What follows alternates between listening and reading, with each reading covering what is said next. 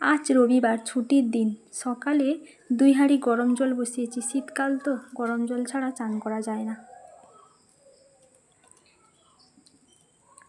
High, আমি মানসী, আর আমার নতুন একটি ভিডিওতে তোমাদের সবাইকে স্বাগতম।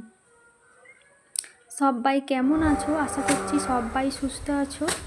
আমাদের বাড়িতে আজকে ধান ঝাড়া হচ্ছে। কালকেও হয়েছিল, কালকেও লোকজন খাচ্ছিল, নিরামিষ খেয়েছে। আজ রবিবার, আজকে মাংস রান্না হবে। আগেই একটা বড় হাঁড়িতে করে ভাত বসিয়েছি আর সবজি তরকারি বসিয়েছি। কাটা হয়েছে আলু, ওই তো চাল, পেঁয়াজ কেটেছি, শাক হবে আর একটা ডাঁটার তরকারি হবে। শাশুড়ি মা গেছেন বাজার করতে আর মিতুলকেও সঙ্গে নিয়ে গেছে।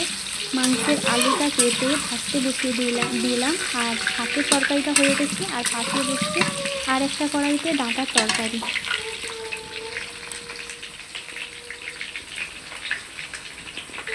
পেঁয়াজ কুচি রয়েছে রসুন বাটা, আদা বাটা, তেল গরম করে পাকা কাঁচা লঙ্কা দিয়ে দিয়েছি। পেঁয়াজ রসুন বাটা দিয়ে ভালো করে পেঁয়াজগুলোকে বাদামি লাল রঙ করে তারপরে দিয়ে দিয়েছি আদা বাটা, রসুন বাটা আগে দিয়েছি। তারপর লঙ্কার গুঁড়ো আর হলুদ গুঁড়ো দিয়ে একটু জল দিয়ে ভালো করে মশলাটাকে কষিয়ে নিয়ে তারপর মাংস আর আলু একসঙ্গে দিয়ে দিয়েছি আর ডাঁটা তরকারিটাও হয়ে গেছে, নামিয়ে নেব। তারপরে মাংসটাকে ভালো করে কষিয়ে নিয়ে এরপরে এতে জল ঢেলে দেবো। জল ঢেলে দিলেই আমার মাংস রান্না প্রায় কমপ্লিট হয়ে যাবে।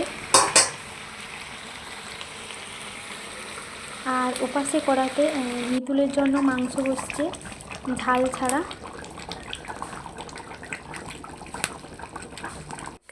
লাল লাল মাংস তৈরি হয়ে গেছে। এবার সবার খাবার পালা। ভিডিওটি এই পর্যন্ত। সবাই ভালো থাকবেন, সুস্থ থাকবেন আর সবাইকে ভালো রাখবেন। আজকে আমার বাড়িতে